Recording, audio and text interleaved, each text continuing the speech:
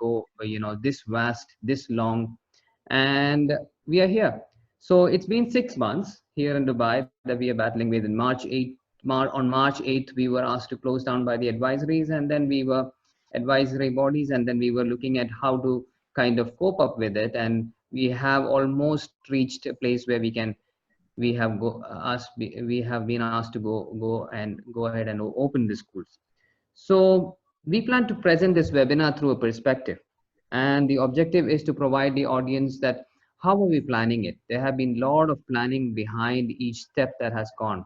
How does the parent see this? How does the community see this? How does the medical expert sees it? How does the center provider sees it? So basically a collective approach to how we are uh, moving closer to it. So I would like to invite and introduce our panelists. So we have the panelist comprising of a parent who is represented by Dr. Mohammed Salah, who is a cardiologist by profession and is a parent of a student who is at Al Noor. And I would, with gladness, I would like to invite you, Dr. Salah, to the panelist group today. Thank you so much for your kind invitation. I'm really happy to be with you in this fruitful panelist, and I hope that we will get too much things and get much benefit after we finish our day today. Thank you. So we have a medical expert, Dr. Vivek Mundata, who is the consultant pediatric neurology at Medcare Hospital. He has vast experience in, taking care of students, children with developmental disabilities, and we have worked in the past. And I am very happy that you have joined us amidst your tight schedules to be a part of this panelist, Dr. Vivek. My pleasure. My pleasure. Thank you. We have the financial expert, Ms. Jayashree Anand. She's a financial expert and has a rich experience in working with banks across the region. And she is a product development, management, retail, digital strategy, and a lot of heads that she has managed in terms of head of central operations, and have worked in multiple geographical locations, including India and GCC. Jayashree, we are happy to have you here, and we look forward to your comments and your views in terms of finance and economy, which bothers us sometimes. Yeah. Thank you, Stephen. My pleasure. Thank you. Yeah. So we have a psychologist. Rest two of our team, we work closely. So I would like to introduce Tanuka, who is our psychologist, and it's been busy for Tanuka for last few months, at least 6 months, when the pandemic has set in. The quality of health, mental health, queries by parents, queries by teachers. So you have been a great support, and I hope that the panelist and the panel discussion will be able to get more out of your knowledge and experience. Welcome, Tana. Thank you, Stephen. It's a pleasure to be part of this panel. Thank you. Yeah, thank you, Ranjini. Welcome. I think it's been a hot seat where you come from, because preparing school to close down and then preparing school to reopen has been done on a war footing. I mean, the amount of effort that is going from your direction is very huge, and we hope that through these panel discussions, at least we as a community know that how everyone is taking part in providing services, getting back to the normal. That's very important, and hopefully we'll have a fruitful discussion and a holistic discussion. So welcome, Ranjini. Thank you, Stephen. I will be sharing some information about what we do what we are doing at Al Noor. But I'll also, I think, learn a lot from others on the panel on what we can do in future. Yeah, and welcome participants. I mean, it's been a unexpected response. I mean, like, you might be busy in your work or different time zones. I'm being told that there are people from GCC region, and I mean, some other regions also, Europe, North America. So it's been quite interesting to, kind of get all of you here.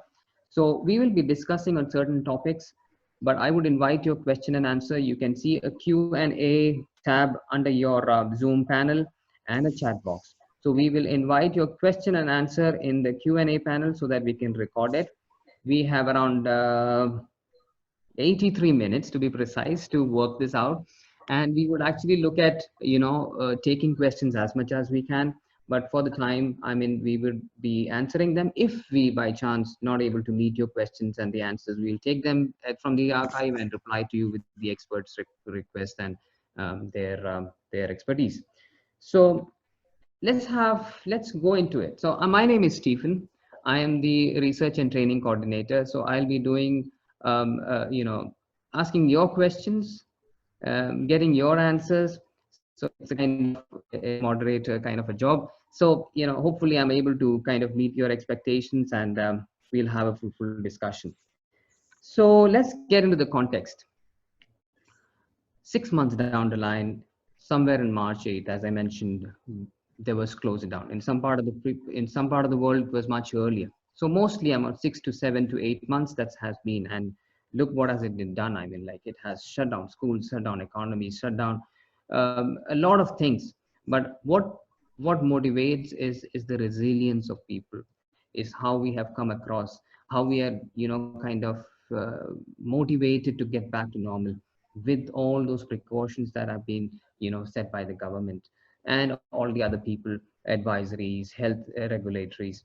So in UAE, according to the last report in the media, there were 6 million laboratory tests been already done. There are social distancing norms, there are masking policies, there are PPE requirements which are met with stringent legal requirements. I mean, like, you're fined if you're not wearing it, if I'm putting it rightly. Social distancing. Now we are at the verge of school reopening. Actually, that's just a huge logistic what do you say exercise. It requires the parents, it requires the medical experts, it requires a psychologist. It's a collective effort, I mean to say. What I'm saying is that in one of the articles that I read was that government and the frontline workers are doing their jobs best. But when we come out of this, our house, our lockdown, it is our responsibility, individual responsibility. So it's a society that is fighting it. So let me put that note and start the question with Dr. Salah.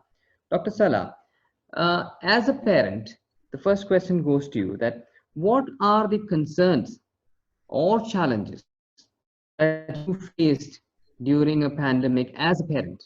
And I would just put in a word that Dr. Salah is a frontline worker. So when I was reading one article saying that the parents who are frontline workers feel that additional stress. So I'm just kind of giving the audience a perspective that we are talking to a parent who is also a frontline worker.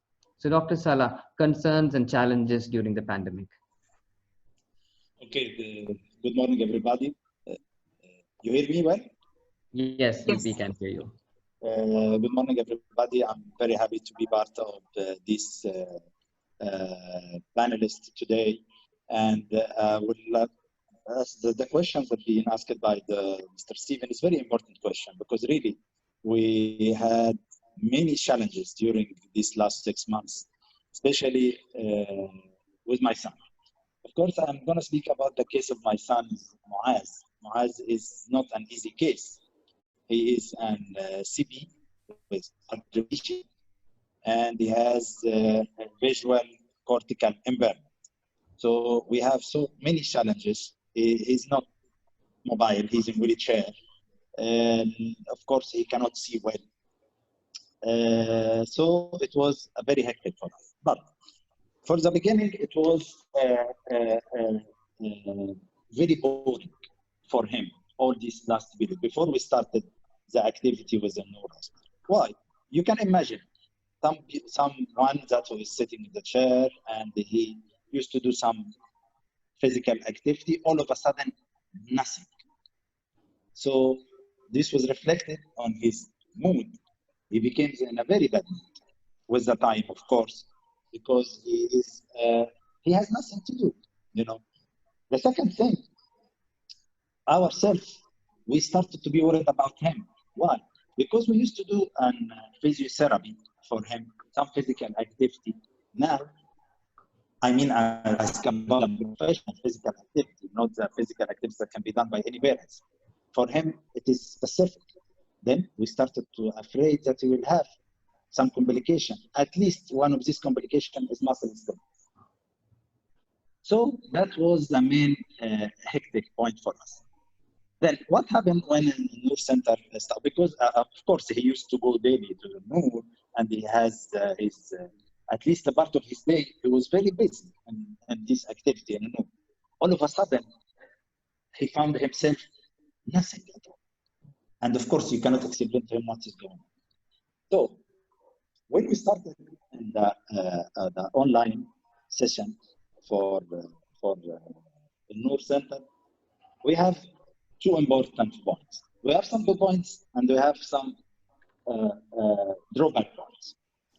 Let me start about some drawback, but as again, I'm speak about a special difficult case. So it's for my son. First of all, during the learning session, he was, of course, it was difficult for him to follow the therapist instruction. How come he will follow this therapist instruction? Especially in the session of the OT or something in the activity. And despite that, they were very supportive. Yeah, they did a very good job. They are very supportive, trying to modify the exertion or the exercise to suit him and suit his mother while she's doing the activity and she was available at home. But of course, this was a big challenge because you cannot expect too much from someone who cannot even see the screen. He doesn't know what is going on. Okay, and I said it is a cortical visual impairment. This is not an easy thing to understand what is going on his life system.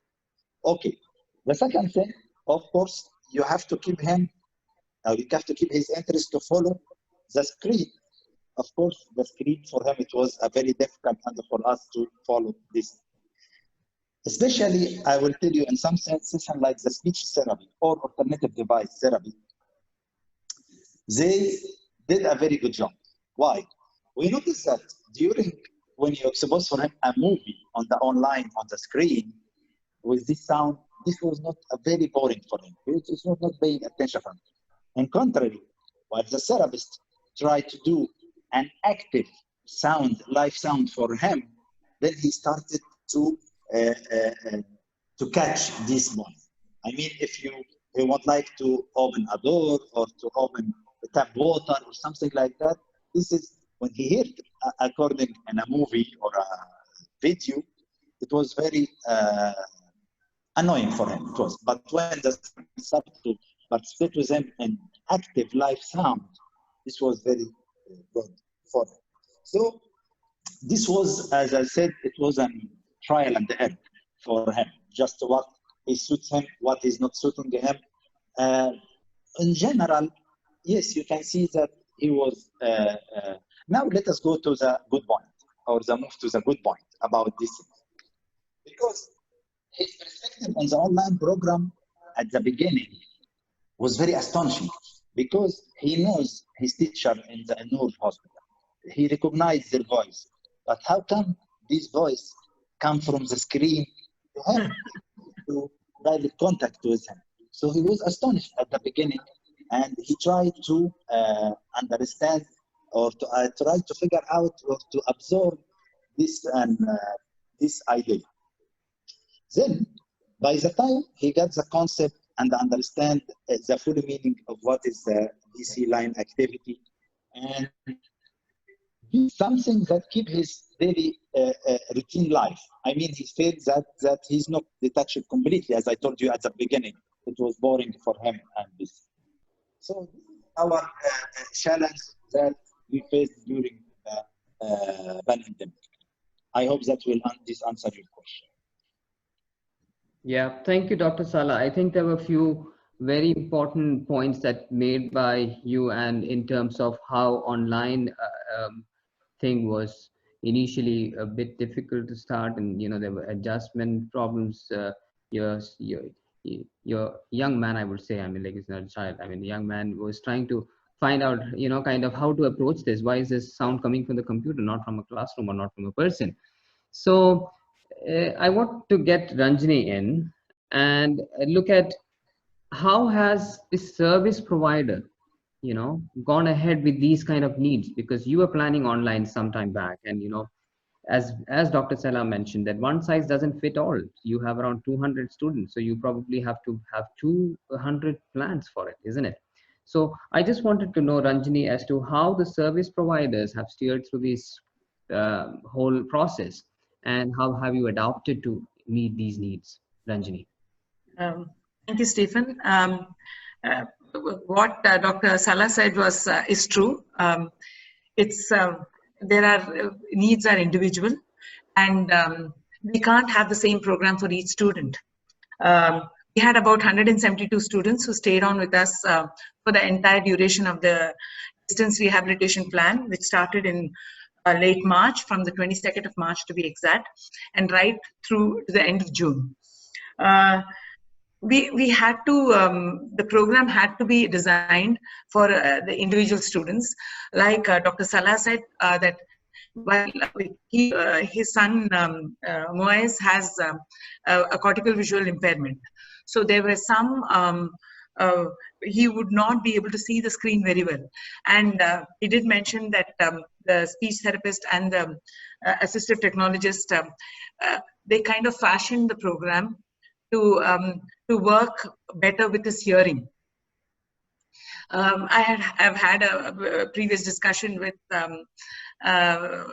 Moez's mother as well, where we discussed the physiotherapy. Is, like you mentioned, Moez is a young man, so the physiotherapy was limited to what could be carried out at home. What we could then do is work on maintenance of existing functions. We had to work this differently for each student. For there were some students where we had to work more intensively on the ABA program. There were some students who were working on, on group classrooms where they were working with their academic program. We also had to make allowances for parental time, availability of their time. Much of our program is parent mediated. So our staff, the therapists and teachers would work with the availability of when the parents would be available. Some parents would just tell us that, hey, I'm working from till 5, can we work after that? So we would have sessions after 5 in the evening for some. And some of them would have other school-going children with whom they would have to look after during the day. So the sessions would be held at a later time. There were some of our students who did not even have access to laptops, so laptops and tablet devices. So we went on a drive for laptop donations and tablet device donations, so that could be taken care of. So what we have tried to do is we have tried to see we've tried a multi-pronged approach, depending on the specific needs of the individual students. There were some students and parents who required Tanuka's help, so because they were going through a very distressing phase in their lives. Everybody at home, families were facing a lot of difficulties. So we had programs for families where Tanuka would hold well-being talks for the mothers. She would have individual sessions with some of the parents, some of the students who were not able to cope with the stress of, suddenly everything changing in their lives. So I think we've tried best possible what we could best possibly do at a time like this. We've had many parents who have come back to us saying that they really loved the distance rehabilitation program. We have empowered some parents. In fact, I've seen some benefits coming out of it. In the past, we would go on home visits and we would hold demo sessions, demonstration sessions for the parents so that they could carry the same therapies at home. With this distance rehabilitation, we were in the living rooms. We were watching how they were working. So we were able to correct them as they were working on the goals of their children. The other great benefit that we found in this distance rehabilitation, I would say, is with the attendance to our parent-teacher meetings. In the past, we've had about a 75% attendance, from parents. This time we've had an average of 90% plus attendance. Parents were able to attend. There was no transport issues. There were no other problems that would stop them from attending. On the whole,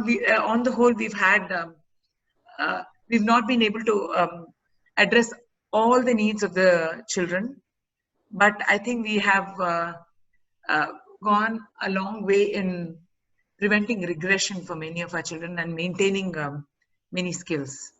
Yeah, I think what you mentioned was like about the infrastructure, the resources, IT infrastructure was the key in online and the related resources and the parent availability, that your team was able to be flexible with parent availability and work around with them. So basically you are looking at providing services, overcoming these barriers.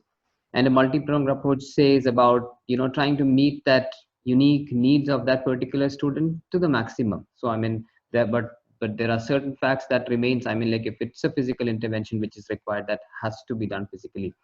I'd like to come to Tanuka for the next question, and which comes out of it.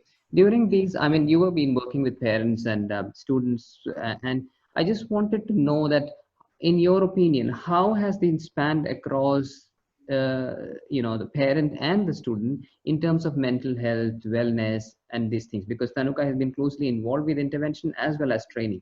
So if I can have a quick, I mean, like update so that the audience know that, what kind of expectations or what were the, kind of mental health related issues were there when you were dealing with them. Tanuka, if you can please. Yes. Stephen, a very good question, because not only as a psychologist or a mental health professional, but I think one of the key areas globally during the pandemic has been how has it affected our mental health. So we are not only looking at the population of developmental disabilities, but we're looking at population at large, which would include the families who are, so-called neurotypical. So, of course, the mental health symptoms would be, the same as it would be in other times, for example, anxiety and depression. But here we are looking at whether there has been some kind of impact that is very much observed, recorded within, the DRP situation in my professional capacity. And I would say yes, definitely. As a psychologist, I have on a daily basis kind of encountered situations where families have been impacted with stress and depression, and which in turn has impacted the student. Sometimes it's not only the family which has impacted the student, but the student who already had an existing mental health difficulty, for example, sleep difficulties or, mood disorder, that got, that increased, it got aggravated during the lockdown period for various factors, which, some of them was like there was a routine change. Routine was very, very important, for the maintenance of mental health. I cannot stress enough how that got impacted. The sleep schedule was changed, meal time was changed, going out was, at a certain point was totally curbed, which kind of restricted the access of physical activities, the regular routine that the students follow. So the way I have seen, kind of families being impacted is, loss of motivation, not finding enough time and energy to sometimes attend the sessions, or, not knowing, there was a sense of helplessness or hopelessness and anxiety. What if my child contracted the infection too? What will I do in this current scenario? So there was this whole range of reasons that impacted the well-being of the parents, including money and finance, because jobs were impacted, so there were so many things. So in very brief, yes, I have seen, a significant number of increase in significant number of cases where parents reported distress. This could also be because of the DRP. We came very close to the family, families, interacting them, at a close quarters than we usually do when, we run the regular school hours, because we are not always in one-on-one touch with the parents. So this could be also one of the reasons that parents felt more comfortable talking about their issues. Yes, so I think it was very significant in terms of mental health difficulties, starting from anxiety mostly. So we saw a lot of uh, adults and children having difficulties dealing with anxiety. Yeah. Again, that you're reiterating that, it's nothing new. The anxiety, fatigue, and burnouts, depression is related to some kind of stress like that. But I think, again, what you're trying to reiterate, it's a family. It's not just one person. It's about in families that you have seen. And they would, kind of trends that you see, that these are the trends, which are reasons might be different. It might be financial. It might be, the anxiety when we will go out, what will happen. Dr. Vivek, we've been working with you for, closely monitoring the symptoms. And, so the first question was that, like, did you find anything which is specifically related to the trends of children getting more infected or less infected? Was there any certain kind of observation in your practice? Um, so since this COVID has started, you can hear me, right? Yeah, we can. Sorry, I was able to, yeah. If you see the international data in all the countries which they have reported, there are many studies, and I've got few studies with me today as well to quote. Overall, the inference is the children are not as severely, or even in the quantity wise, they're not infected as in adults. So we've got studies from, I think, South Korea, there's from Iceland, and there is French Alps as well. And I've been reading the numbers, which is quite surprising. Some studies, they have not reported any child infected less than 10. That was previous studies as well. They have also screened the households, and they have found that the adults, although they are infected in the house, the children somehow skipped it. Again, there was another interesting studies which they have showed that they're not the transmitters of the infection. So somebody, infected, the kind of, that's the kind of mystery. Again, even in the adults, you see somebody is so severely infected that you land up in PICU, and the mortalities are, related to that. As opposed to, there are many, many asymptomatics. That is something in the children as well we have seen. Asymptomatic infectors, or the carriers, what we say. Whether or not they are the potential infectors to the others, again, that risk has been put down to very low. And that is something as a fortunate thing when it comes to the children. Yes, there are studies on the mortality of the children, but it's quite, there are not many reported. Those children who have succumbed to this COVID, they had this respiratory illness pre-existing or immunodeficiency, mainly that kind of comorbidity. But again, there might be limited studies in children with neurodisability, but overall what I'm kind of seeing here is there is a nice article in the Royal College of Pediatric journal as well, that, should we be sending children back to school or not? And this is where all the studies have put together and the inference have, come. So firstly, there are many asymptomatic children, even though they are infected somehow. That's the kind of perplexing question for everybody at the moment. Why is this virus causing this infection so severe in somebody, as well as, on the other spectrum, many are asymptomatic. They are linking it to the genomics and everything, but we don't know why children are less affected. So again, our hospital, like Medical Women and Children, we have been COVID-free for many months now, and we haven't seen many cases as such. So my kind of inference coming through all this available evidence is, yes, they are many asymptomatic. They somehow get less severely affected, even if they are affected.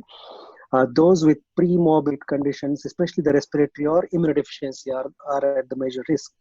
Yeah. And so probably this is where we are on the safer side. Of course, there are many domains, but when it comes to children, this is something positive news, I think. Yeah, that's quite interesting and perplexing, as you said. To get back to the next question, a quick response on were there any kind of symptom changes, or were there any kind of more patients in your outpatient uh, during this period, and you have observed something different than other period of time?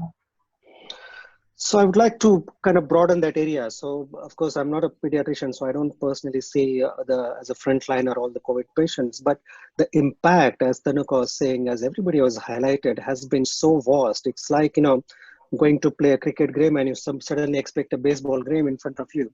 People are talking about new normal. I don't understand what that new normal is, because you have to get used to that thing to say it's normal, or somebody has to define it. So it's like perplexed with a lot of things, because we were not expecting this in 2020, and suddenly things have changed dramatically. Nobody knew that this infection will spread this much and all.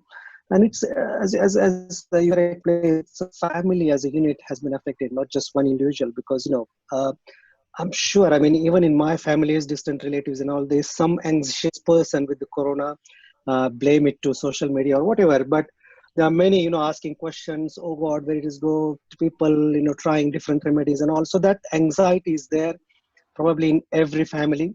That kind of reflects to the other family members, I believe, especially in the children, because Mhm. children are following you, children are, looking at you.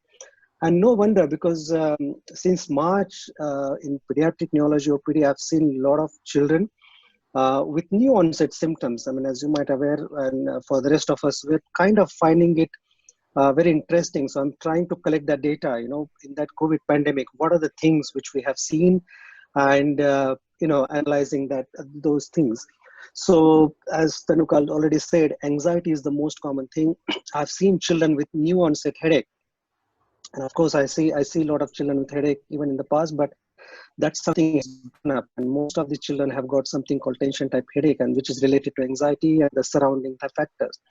The Right. tics or pseudo seizures. I mean, those especially will having epilepsy, they're having a new kind of seizure, but completely like a pseudo seizure, nothing epileptic about it.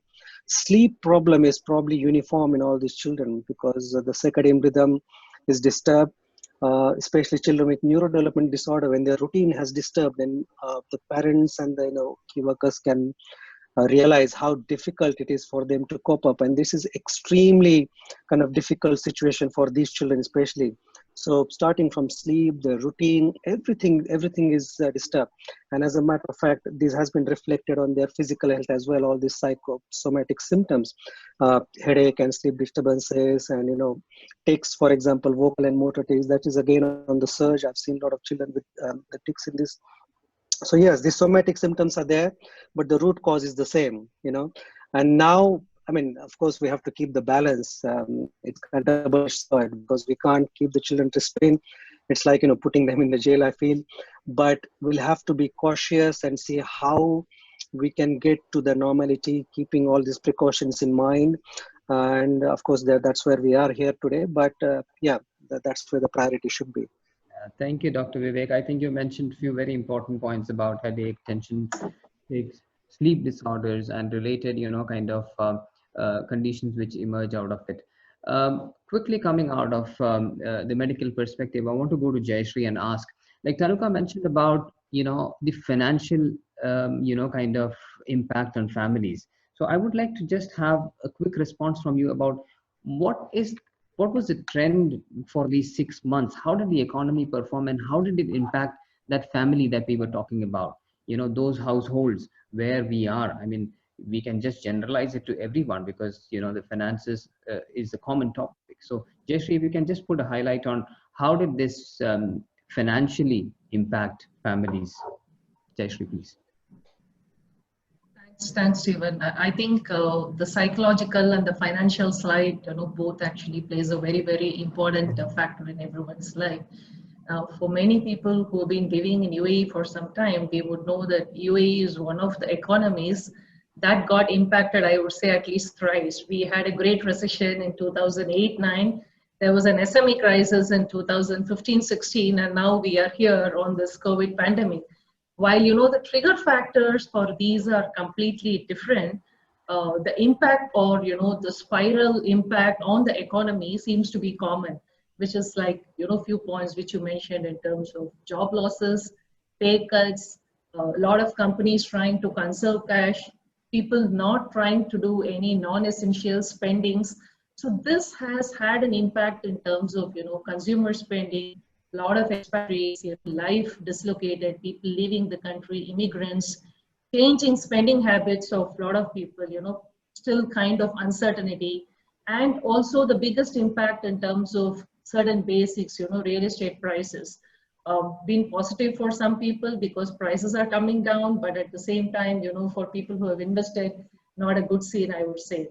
Again, for centers like Al-Noor, college and school dropouts, we would exactly know the gravity of impact probably in a month's time from now. And also from the banking perspective, I would say a set of loan defaults. This is something which is highly predicted because, when borders open up and when there are already job cuts, a lot of uncertainty, you really don't know how this whole thing is going to span out probably by end of September, October. So yeah, you're talking about uncertainty. I mean, it's a paradox. I think it's just like, rents are coming down now, but I mean, there are less people to, occupy those homes. So, so that's, yeah, pay cuts, salary cuts. I'll come to Dr. Sala once again, but before that, I would like to acknowledge all the audience who is trying to post comments. I would appreciate if your comments are on the comment box and your question answers in the question answer box. So we thank you again for keeping us engaged with your questions. Dr. Sala, now we have talked about how we travel through. Now we are reopening. The question to you is about what are the factors that you would like to be considered by a school management for effective reopening? Okay, that's a very good question. But I think the answer is the usual answer that I think it's in the mind of every parent now with this COVID era. The most important thing that you have to be sure about the safety of the children. How could we make that? Of course, about the social distance. Try to minimize the number of persons or students in the class. Sanitization and inspection of the classroom and the tools after every session. I think this is the important thing is that everybody or any parents will be worried about, especially for the student to come in life. Okay, so that's my point for me. That's what I'm caring about. So basically, I mean, like you're looking at how the protocols of social distancing, disinfection, basically the safety of the child is the prime concern. And when I come to on this, I mean, like Ranjini would be the right person to answer as to how, as a center, you are preparing yourselves to welcome the students. I know that we already, let in staff in full most of the numbers today. So if it would be good if you can just tell the audience that your preparedness for what Dr. Salah mentioned. Thank you, Stephen. Yeah. So we've been permitted by the ministry to start sessions at the center in the physical premises, provided we follow certain precautions. So what we have done is we are doing a three-pronged approach. We are using the guidelines from WHO, using the CDC guidelines and KHDA. And along with that, we are also following the guidelines given to us by, directed by the Ministry of Community Development, which is our regulatory body. So based on that, we are going to follow two modes of learning. One is the split class learning, where in the past, what would happen is each class would comprise of 10 students, roughly 10 students. Now the same number is divided into two groups of a maximum of 5 each. So these would be housed in two separate classrooms. So each classroom would have a maximum of 5 students. So this is how we are going to work. Then they go for, the students would then attend individual sessions, individual therapy sessions, individual vocational training sessions, individual ICT sessions. And that's how, this is one mode of learning that we are going to follow. By popular demand, we are going to also offer what we have been doing in the last few months, the distance rehabilitation program. There are some parents who are still very unsure about sending their children to the center. So they have opted for distance rehabilitation program. So we would be using the online platform to provide training to these students. So, so these are the two modes that we will be following. Now, I would like to show you how we plan to how we plan to provide training at the center. What are the measures that we are following? I have already spoken to you about the split classes, which means there would be about 5 students in each class. Now, to prepare for this, we plan to do a monthly disinfection. We have already done 3 disinfections of the center in the last few months. This was done last week. The disinfection, the pictures that you are viewing right now, is a disinfection done in the last week. So this was done for the month of August. Now we will do another in September. So this is something that we will be following on a monthly basis. Apart from the next slide, Shameen. Next one. Yeah. So we are following social distancing. It has been mandated that there's a distance of about 1.5 meters to 2 meters. So you can see stickers all over the center. The next slide, Shameen. So even at the reception, we are going to make sure that when the students, this is the reception of Noor, where the students who are dropped by their parents will be received. So they will not all be allowed to come into the center at the same time. Only the number of students who can be accommodated on these social distancing stickers will be entering the center. The students who come on wheelchair, who are wheelchair users, they will be picked up from the parking. The ones who, the students who will be walking in will wait here at the reception, and they'll be picked up by the staff from the class.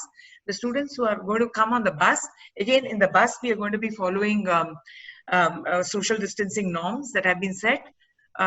So we have about the buses, the occupancy, the total occupancy, Shamim, not this one. So if in the past, 25-seater bus, we won't take more than 12 students on that bus. So only 50% of the students will be allowed on the bus. We have temperature checks. Temperature checks will be done. Shamim, next slide. Temperature checks on the bus as well as in the center as the students reach the center. So that will be done for all students. There will be also, staff will be looking out for, you know, the COVID kind of symptoms. This is not just for the students. It is going to be for staff as well as visitors. Whoever comes to the center, there will be a check, a temperature check that is done. There will be a lookout for COVID kind of symptoms of runny nose and you know, cough. So and there'll be routine temperature checks done during the day by the nurse at the center. The next slide, Shameen. So you can see these are the corridors. We have the markers there for social distancing. Next. There are the posters all around the center, basically to remind staff and the students about sanitization. We have contact-free sanitizers. They are fixed in the classrooms. They are fixed in corridors. All over the center, therapy rooms, everywhere we have contactless sanitizers installed. Again, this is an area where the students are picked up by the parents at the end of the day. So you can see that we are going to ensure that not many parents come into the center at a time. That is a very conscious effort that social distancing will be maintained at all times. Yeah. Even in the lift, in the past, we would have more than 2 students, 3 students in the lift. at any point in time. But now there would be one student with one accompanying staff allowed on the lifts. This is the classroom. Classrooms, the picture to your left is in vocational training. You can see there is a barrier with a plexiglass so that to people who are facing each other, there is a barrier between them. To your right is a picture in a classroom, how we expect the classrooms to look at. You can see the barriers there as well. Yeah, so these are made of plexiglass, and this is basically going to be a barrier between the staff and the student, but there is a gap between the acrylic sheet and the tabletop, so that the teacher will be able to present materials, will be able to will still be able to have a control over the intervention. Is there any other slide, Shami? Yeah, so another view of the barriers that we have. The social distancing, you can see that the therapies, there's a distance between two students who undergo therapy. We also have, this is, in the past we had one physical therapy room. Now we have moved it to two different locations, so that at any point in time there is very fewer students in each room. Next. So this is how our staff will be. You will find when you come to the center. This is how this is the gear that the staff will be wearing to ensure that the students are safe. The students and staff. So you can see most of them have the previous slide, Shami. Depending on the therapies that are being held, if it is physical therapy or occupational therapy, speech therapy, you will find that the staff are wearing PPEs, they have a face shield, they have transparent masks so that the students are able to read their lips. And the classroom staff will also be wearing complete PPE gear, and they will have the face shields on as well, as well as gloves. Yeah, staff in vocational training units and the ABA therapists, most of them will be wearing basically a mask and gloves.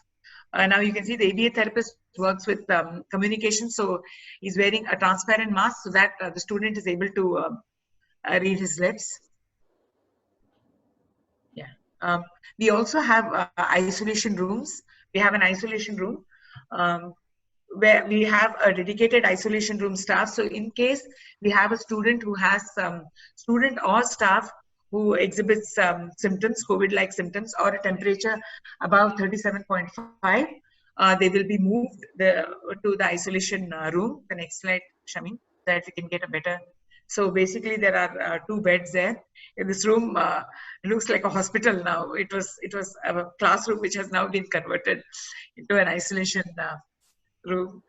So yeah, so another image of how our reception looks with the students, as well as these are images with some of our students. So this is our preparedness for I'm sure that it doesn't look, it looks very simple, but I think it's like the work that's gone behind. I think Ranjini and team would know that what happens to kind of get this arrangement overall, I must say, to do it again. Quickly coming back to a few questions which we have from the parents. When is the school starting for split classroom setup? If you can, Ranjini, if you can quickly answer, there is a question for when is the split classroom setup starting from? So it's starting from next week, Sunday, the 30th of August. We are very, very excited to finally see our students at the center after such a long break. So we also have a question about whether it is be fully online or fully on site. If you can clarify on that, that's another question. Yeah. So there is a third option of blended learning. I'll come to that later. At the moment, it is fully on site at the center for those parents who have opted for it. The parent has opted uh, for for their child coming into the center, we'll provide services at the center. And there are parents who have opted for distance learning, which is which is online learning. So that will continue for a small group of students. Now, if the physical number in the class exceeds the number that we have, which is optimal for us, which is 5, that class will go into a blended learning program, where on certain days of the week, the students will come to the center, and for the rest of the days, they will be online. And it will be a cyclical process where everybody gets an equal number of days at the center and at home. So that we will opt for that if a certain class has more than 5 students in the class. Rajni, the next question is again, I mean, quickly moving to the question because I'm seeing keeping a tab at the time also. We'll also look at one of the attendees has asked, do we require COVID tests for our children before reopening? So can you just throw light on it? So, as mandated by the Ministry of Community Development, all members of staff who are attending the center have undergone the COVID PCR test. No. So I'd also like to add that a big number of staff are coming to the center to attend, but all those who are not working directly with the students are working from home. Okay. This is what the ministry had asked us to do, and we are following it. Those who are working directly with the students are coming to the center, and some essential admin staff are coming to the center, but all the others are working from home. All those who are coming to the center enter the center only with a negative COVID test result. They have not, we've not been mandated by the ministry to for the students to undergo a test. I would actually ask the doctor to tell us whether it is really required or not. So I'm just coming to Dr. Vivek and Tanuka about a lot of questions which are like, preparedness. I mean, so quickly come to Dr. Vivek first. Dr. Vivek, the question is from Arshad Rashid. The question is that, do you think that the immune system of these children is relatively weak as compared to others? So these children, maybe they're talking about children in Al-Noor. So if we can have your expert views on it. I don't think they have anything like a weak immunity or more prone for infection. As I was previously saying, in fact, what we have found is they usually get less affected than the adults. So, I mean, the statistics wise, they are not the first kind of affected person in the family. So there's one study which have said that in only 8% as opposed to, the H1N1, what we used to call the virus. So there was almost 50% of the children used to get that, as opposed to just 8% in the children. So they're not the kind of first person to get involved in family stuff. The transmission risk from them is low, and they get less severely affected. I mean, there are many hypotheses. We're still not clear, as I just mentioned. One of the things they say is there's one receptor called ACE2. They have less in the lungs because the coronavirus kind of attaches to that. So maybe that is one of the reasons. One study has found that the response, immunity response, what we are talking called cytokine, is very low in these children. That's why we don't get such flare-up of children. Only, I think, in London and New York, they have found this something called Kawasaki disease, which is a kind of a viral, post-viral infection that they have got even through the coronavirus. And that is one of the kind of severe spectrum they have said. But, there's a paper in Lancet, which is kind of very reassuring, which was, I think, published in April, why children are kind of, with the low risk. So there are multiple factors, not just for the immunity, but I don't think that they are particularly prone. As I was mentioning, of course, if they have any premorbid, especially the respiratory conditions or those who are on chronic steroids or immunodeficient children, those are at the high risk. But otherwise, I don't see, how these children are different than other children as well. Okay, so I'll quickly come to Tanuka. I mean, like, I'll just read a statement, which is in one of the chat box, and then that will be probably helping here. So one of my students now in the 20s is ADHD and scared to wear mask. though I showed social stories related to the importance of wearing it, it's very difficult to eradicate that fear. Suggestions, please. So, Tanuka, I would actually look at the question as to how do you prepare the student to come to the school? Ranjini has mentioned, so many measures being taken, but there's a gap of 6 months. There is anxiety, as you mentioned. So, how do you prepare first students and then parents to kind of take that decision and kind of send confidently, or at least take that step, isn't it? Yes. Tanuka, please. Yes. To this question, I would like to refer to what Dr. Vivek said about things being new normal. And unless it becomes the normal, we'll still have to, look at strategies that will best help all students to come back to their, previous routine. So here we are looking at the best possible solutions and not the perfect one, because we are all kind of trying out new ways of navigating this very unique situation, and wearing masks and gloves, which were not there. However, if I look at the previous things that I mentioned about the symptoms of students, and then the behavioral patterns that I have noticed in last so many years in many of our students, two changes, and then look at behavior strategies or learning strategies. If we combine all these together, there are four things that I would like to recommend or talk about. Four steps. One is, of course, and this is for all caregivers. It's not only for parents, but for teachers and any other adults who's taking care of our students. So what would be the preparation look like? The number one is planning. Planning for what?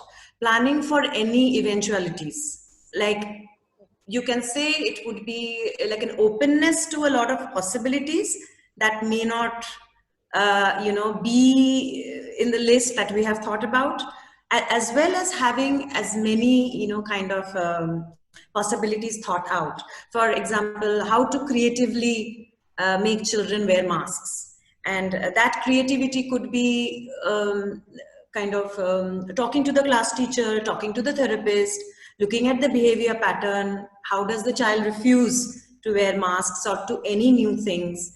Can we show them pictures? Can we show them videos? Can we show them pictures of a family member wearing? Can we start wearing masks at home for the students to see that parents are wearing masks, everybody's wearing masks? Can we give them masks to handle? So I'm addressing the question that's asked in the box as well. So it could be like simple things like the student handles the masks, and maybe just kind of encouraged to bring it to the face. So it all depends on what is the level of the student's response. It's not one for everyone. The second part would be to kind of constantly keep our children or the students in loop with what's happening, whether they're verbal, non-verbal, low functioning, high functioning, as we kind of tend to think that students with a high cognitive processing will be able to comprehend the situation, but those who are not will not be able to. But here we are talking about using explanation and keeping the students informed that you're going back to school, you're going to have this kind of classrooms. So kind of using all kinds of resources to keep them in that safe comfort zone of knowing.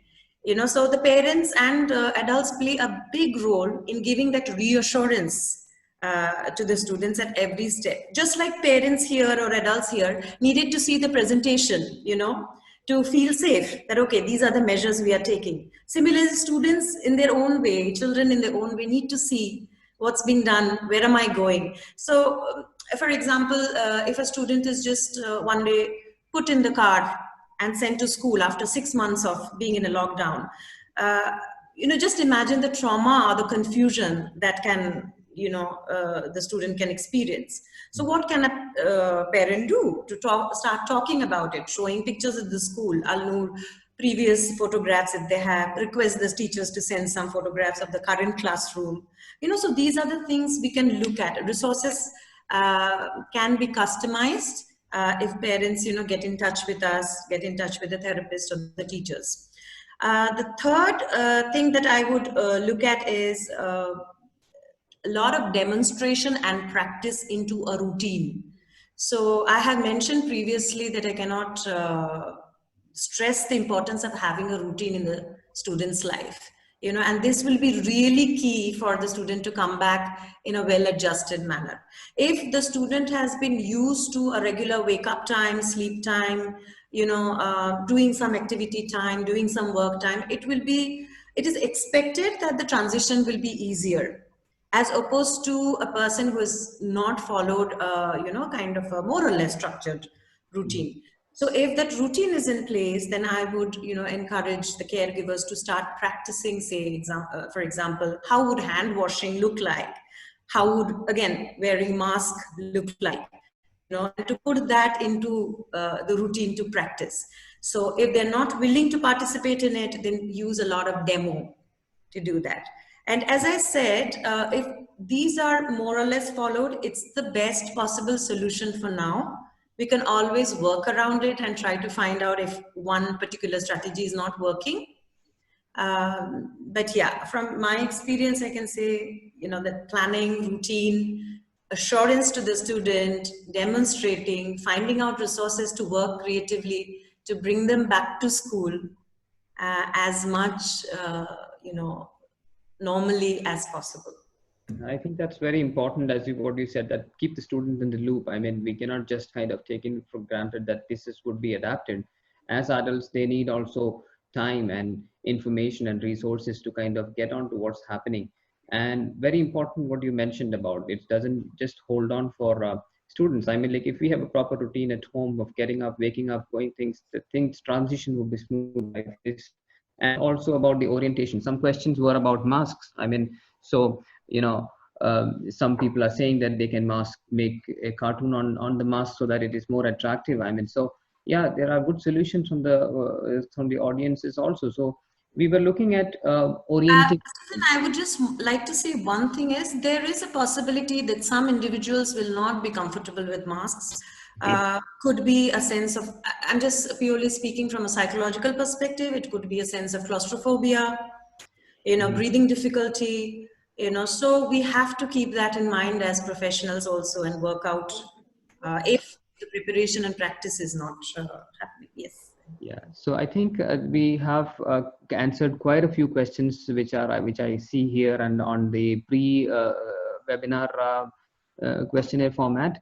There are a few questions which I think Ranjini would prefer to answer in the parent meeting because this is an open audience. So the questions like how will virtual learning happen in ANIP? Probably we'll have to discuss it tomorrow when we meet the parent. And also there's an interesting question. I can understand this is an additional cost. Approximately what was the cost involved to put these measures in place? So I I leave it to Ranjini to opt it for answering it or answering it personally. I just kind of Actually, I wouldn't even want to go there. It's prohibitive. But I think Dr. Vivek had something to add. So let him do that first. Just in continuation with what Tanuka had said, much of it is common sense. I think, you know, it's not just our children. Imagine a primary school or nursery going child and teaching him to wear mask as, you know, the norm. Or, you know, we've gone through that before, bedwetting children and teaching them what to do, or a child with autism and preparing the child to go on holiday or sitting in the aircraft. So yes, as a parent, we have already done that before. It's just that anxiety which kind of adds to that extra bit. But I think it's more of a common sense. Even them wearing mask, why were we wearing mask? It's preventing as well as, you know, catching the infection as well as transmitting. If somebody's alone, if I sit in my room alone, I don't have to wear the mask. If I'm driving alone, then I don't have to wear the mask. So as I said, much of it's common sense, and the onus is on the parents and the caretakers because our children have this special need, and it's not new thing because we have done that as a multidisciplinary approach for them. It's just that one extra thing has been added to their list of impairment or needs. Let's put it this way. I see this as any of those who know ICF model. There's environmental factors, the list of factors which kind of impact the disability. Let's put it this way: we have changed our environment to adapt this, you know, to this new pandemic. And as I said, in terms of the personal factors, of course, there's mask and everything is there, but the onus is, and forget about mask. I think, you know, somebody with contracture and all, there'll be difficulty in hand washing, the hand hygiene. There'll be a lot of supervision needed for the social distancing. There are many things which we need. So it's just not children. I think the onus is on everybody. It's a kind of collective work which we have done before, and I think we should be doing it in future as well. Yeah, I think Dr. Vivek, you answered my next question to you. I mean, so we were talking about how the parents should prepare, what kind of, frame of mind they would be. Like you mentioned exactly, very important point that we have encountered these similar scenarios like before, not like COVID, but going in an aircraft. I mean, you mentioned it a very good example. So we'll have to prepare, as Tanuka mentioned, that these would be preparatory more than, I mean, like being anxious about and being in that situation to get the ball running. So thank you. I would just come back to the Q&A because I think we need to kind of look at what the audience is also asking. Bus timings, where Ranjini would actually discuss it in the parent meeting. Are there any procedure resources to review at home prior to the first day of class for smooth transition to the new learning environment? I think Tanuka has already answered. Dr. Vivek has answered it as to preparation and kind of how to kind of keep the student in loop, telling them what to expect is something that I think has been already answered. What measures will you follow to maintain social distancing in students? Ranjini has mentioned about the classroom measures that have been taken. If you want to add a point, we'll have a quick 1 minute for Ranjini to add any social distancing. Are you ensuring that students maintain it? Apart from what has already been shown to you, we are planning to include it as part of, each of the students at Noor has an individualized education plan. Okay, this individualized education plan is a plan for a year, which has goals for the students for the duration of one academic year. So what we expect is that in that year they learn all these in different various domains of development, including academics and literacy, and we expect them to move one step closer to independence, which is our terminal goal for our students. Now, to this we are going to include all the social distancing norms that have been put in place. Wearing of the mask. Many of our students, it's a new skill. If you can, if in the pictures you had seen that our students were wearing masks. Some of our parents have been extremely proactive and ensured that, in fact, one of the masks was in the color of the school uniform. So that would be a goal for many of our students, to wear the mask, to tolerate the mask, probably initially for 5 minutes. And like Tanuka said, initially probably just to handle the mask, then tolerate it for 1 minute, 5 minutes, half an hour, and then for the whole day. Yeah. Maintaining social distance, that would be another skill that we would be teaching our students, using the hand sanitizer. So these are some things that we'll incorporate in our training with the students. I think that's a very important point that Ranjini, we follow a curriculum which is lifespan. This is a pandemic, which is also a scenario, a community where the students have to live. So they will have to learn these skills. We'll have our responsibilities to teach them with the cooperation of the parents. So I think that's very important that you have mentioned, and it is very crucial at this time of the hour. There is a question about the transport. I think will be answered by tomorrow in the bus. They wanted to ask what are the safety precautions that has been happening in the bus. So can I move to the question, or you want to answer that? No, I would actually like to answer the question on the costs now. The transport question, I will keep it for tomorrow because this is a more general audience. So it is a big cost. It is a huge cost per month. We did calculate how much it would cost, and it's really prohibitive. What we have done is, while it's prohibitive, but it is necessary, and it's it's not something that we can avoid at all. So Noor has a wish list. So what we have done is we put all these items that we need on a monthly basis in the wish list. Some of the things have been donated to us, like the contact list. Hand sanitizers were donated to us, but they consume battery, that we have bought. And all the PPE gear, we are buying them as now because they need to be bought, but they are also on our wish list. And we will be sharing this wish list with potential sponsors, and they can pick up these items and donate it to the center. So this is how we are operating at the moment. We are buying as needed, but we are also hoping that people would donate either the money for it or the items themselves. Yeah, so coming back to both the doctors on the panel, I mean, some questions are relating to masking. I mean, what kind of mask, if the students are expected to wear, would be um, recommended? So, Dr. Vivek and Dr. Salah, if you can take turns and answer. Dr. Vivek, can you go first? I think I won't go for any special mask in these children. Having taken all these precautions that the children are well, and the staff is well, and nobody's unwell kind of there is.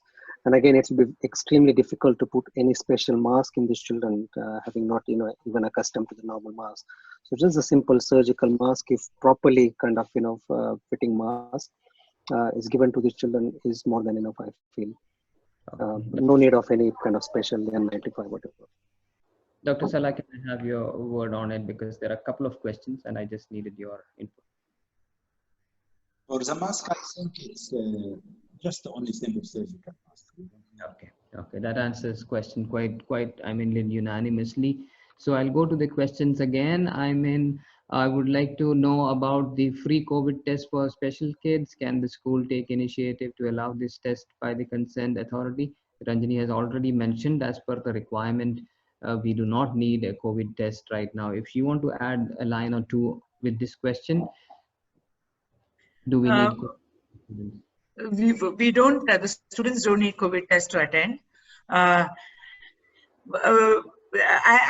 heard some of our students have been approached by the health authorities, and they have been tested. They've had their free tests. We can find out for the students from Noor, we can find out about the possibility of having a COVID testing done, and we can pass on that information to you. Yeah, a couple of questions about online sessions and what timings would be the online sessions is more specific. Tomorrow, we'll do it tomorrow. Yeah, can we get the pictures of the classrooms? Ranjini can decide on that, then we can send this to the parents. And I would like to add one more thing here. So it's not just the pictures of the classroom. What we intend to do is to prepare our students. They recognize their teachers. They have seen their teachers before. They have seen them in uniform. They've seen their faces. Now, when they come to the center, they would see everybody masked. So they would not recognize them. So in order to reduce this,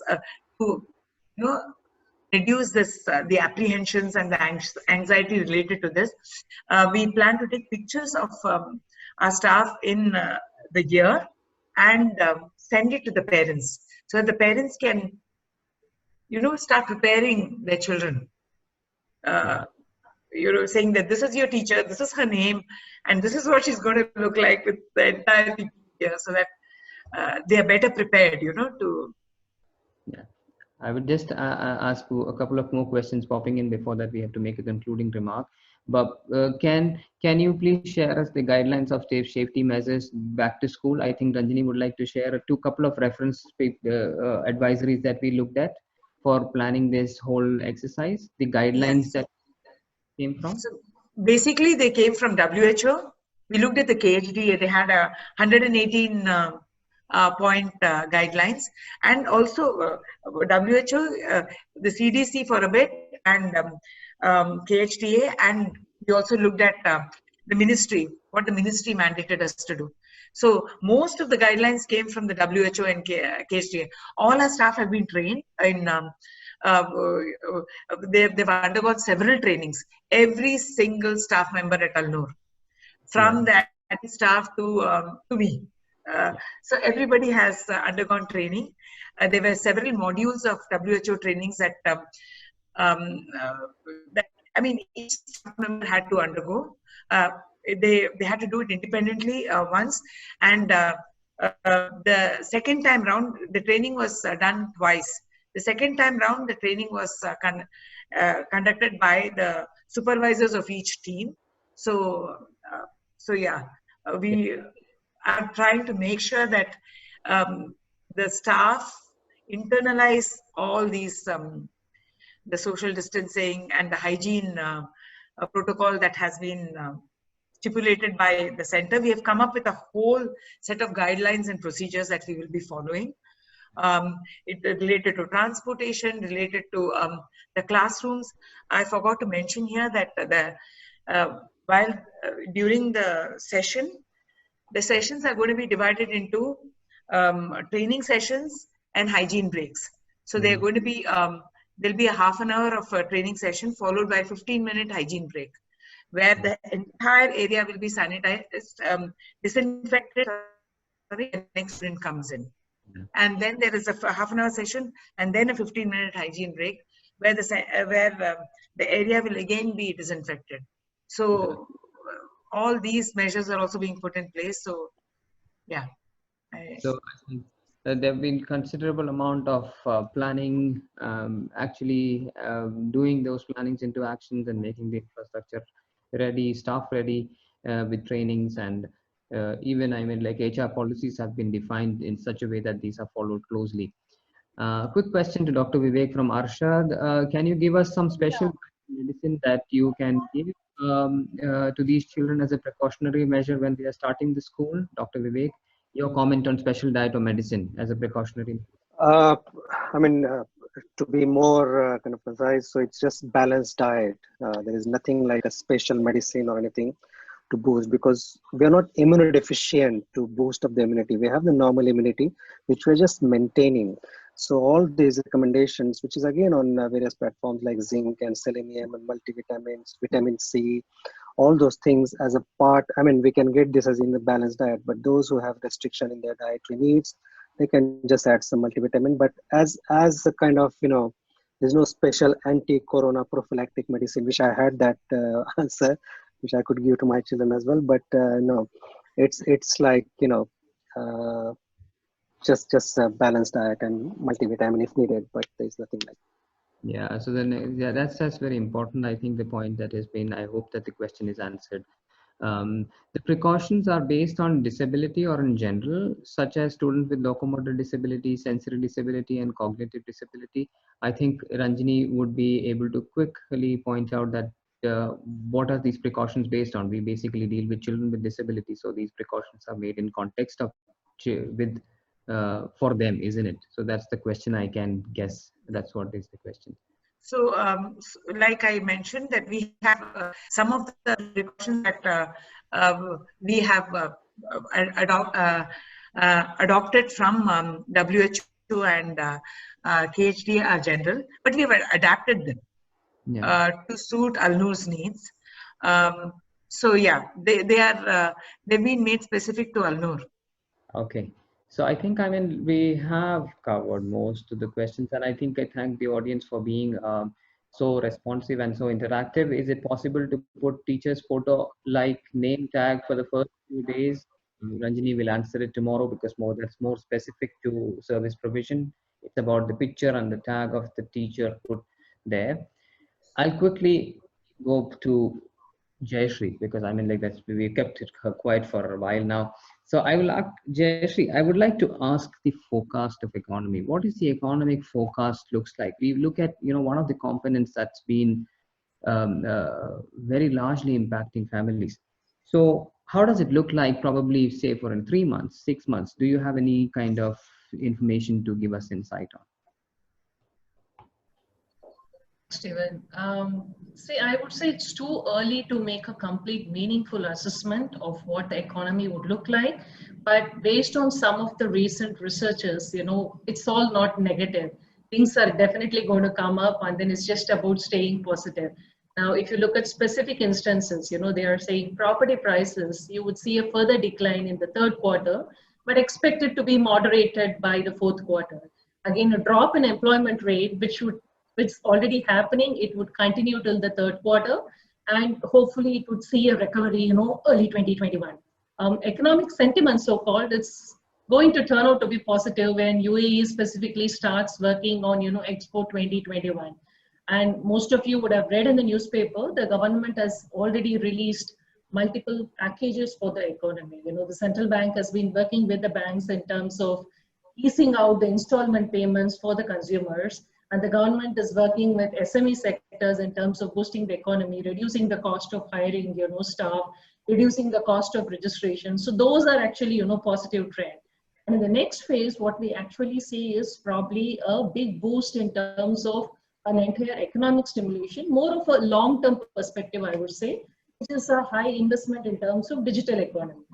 Now, what we need to be mindful is there are some worse affected sectors. We had real estate, transportation, and tourism. These are worse affected sectors. But when the borders open up, we actually tend to see that these would start reviving, probably Q1 2021, and maybe a so-called normalism probably by mid of 2021.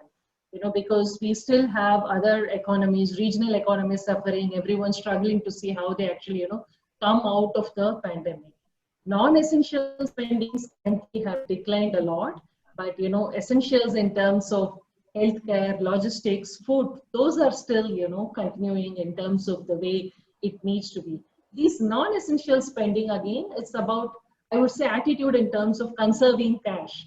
And let's not probably overspend. So people are just trying to be mindful, companies as well, SMEs as well, a way of conserving cash and cost-cutting measures. So I think there would be definitely some positivity, a moderation, I would say, towards end of the year, and we would see some positive growth in the beginning of early 2021, and maybe a so-called back to normal form by mid 2021. Yeah, coming back, thank you so much for that insight. I think, like we're looking hopeful. Actually, that's how life moves on. Being optimistic and hopeful about how things are going to span out. That's the only motivation we can work on and, carry on with that.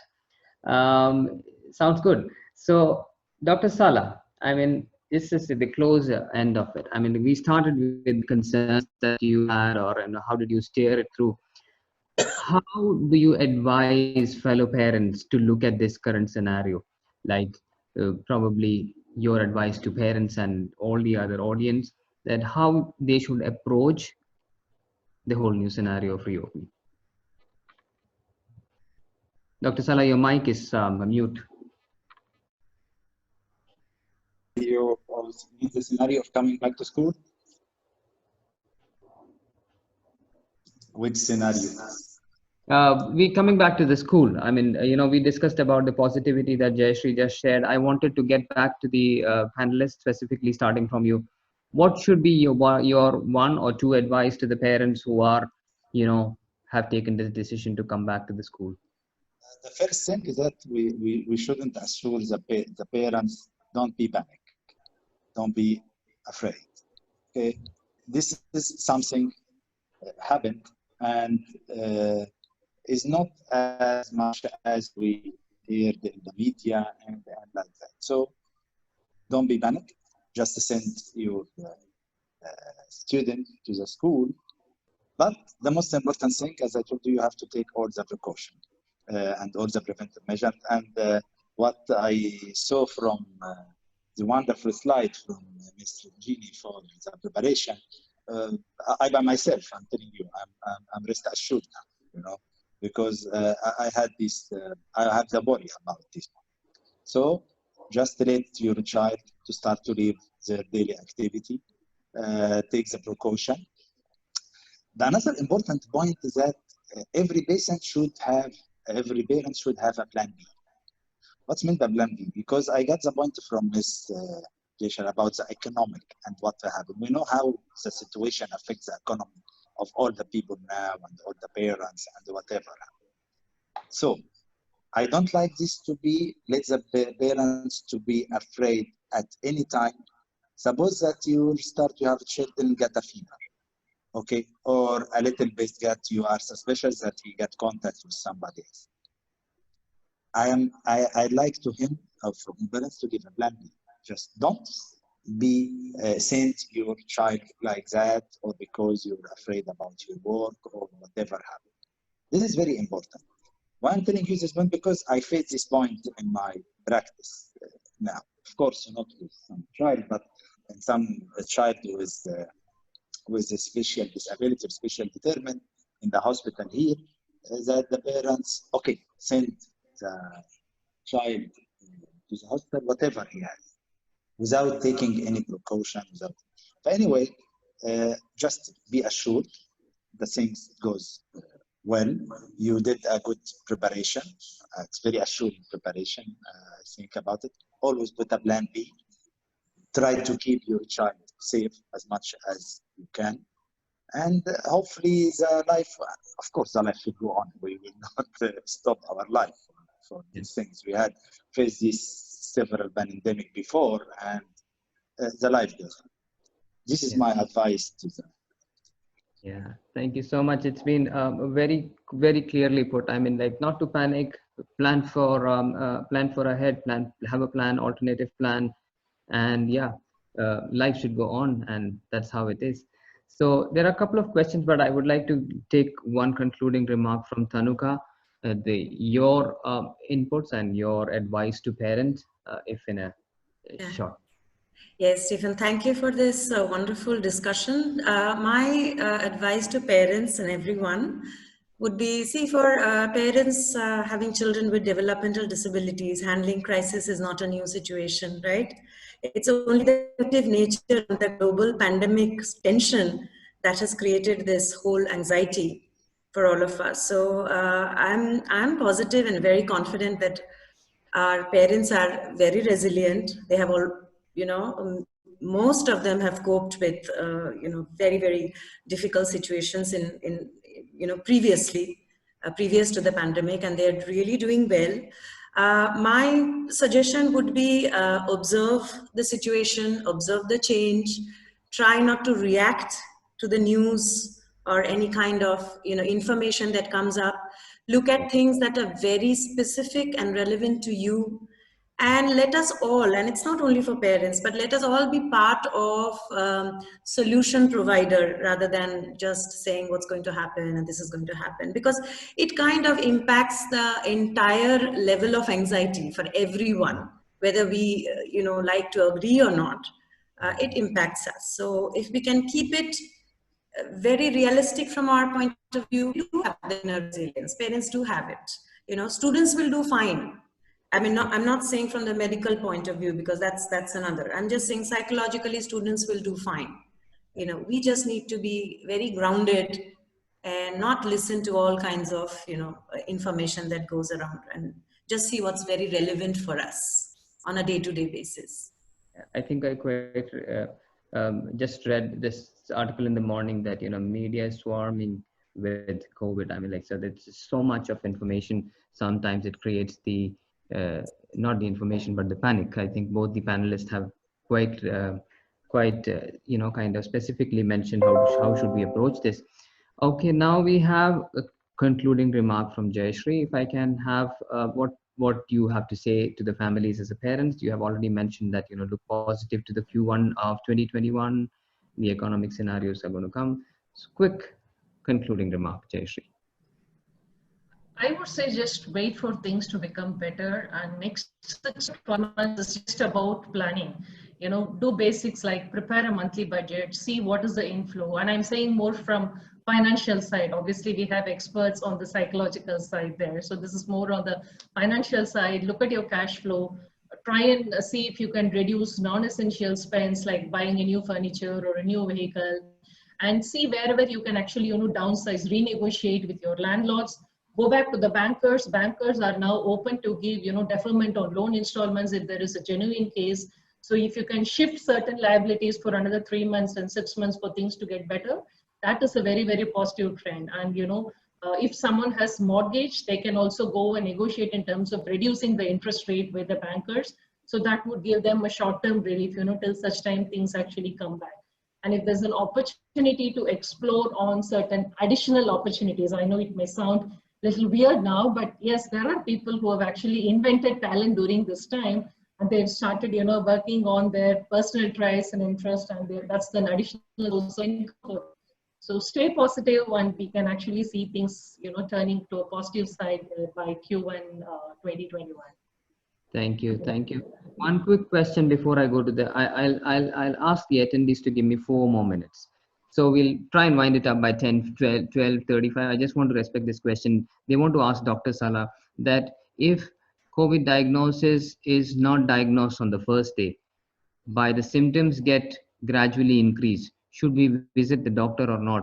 What will happen if the child have an issue? The question is quite unclear, but I can just make it. The audience is asking Dr. Salah that if they see any symptom, they are asking should they go to the doctor at the first place. Can you just yeah. Yeah. So the question is for you, Dr. Salah. If the child shows any symptom, should they consult the doctor at the first day itself? Yes. At any time, if the child has any symptoms, doctor should be consulted. The point is that it's a very good question. Why? Because the child can come directly to school without anything, and then bearing always your mind the incubation period. Because at the beginning you don't have anything. But once the child has symptoms, yes, it should be consult the doctor immediately.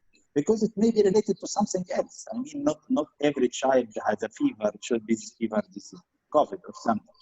But to be on safe side and to make all the children on the safe side and even the Noor staff on safe side, they should consult the doctor immediately. And if you remember, as I told you, this is a plan B. What I meant by plan B, that we have to be ready for anything to happen to our child. Thank you, Dr. Salah. So go to the doctor even when there is a first occurrence of symptom. I think that's the policy for the center also. If there is one child who has symptom, one staff who has symptom, they can only come back once their symptom is resolved at a medical level.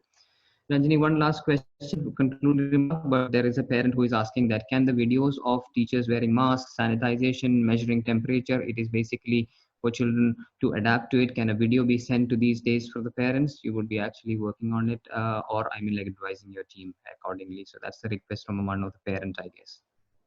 We have a video. We are working towards a video. I hope it will be ready. If it's ready, we will send it. Yeah. Concluding remarks, Ranjini, please.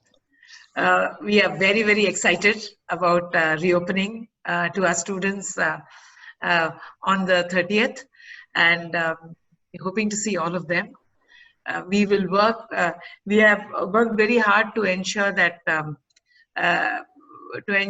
all safety measures are put in place to safeguard the health of our students and our staff, and just hope that we successfully overcome the challenges that are facing us together.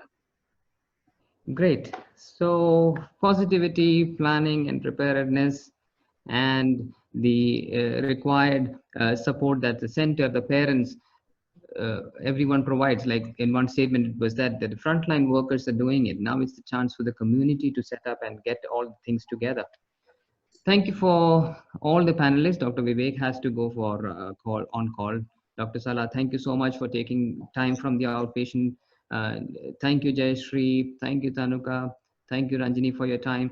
And the audience, you've been wonderful and you have kept the discussion engaging. We hope to see you soon through a webinar or when we reopen to our center. Shamim would be posting a feedback questionnaire. We would like to know what your feedbacks were and what your comments were. So please click on and submit it. It's very important for us.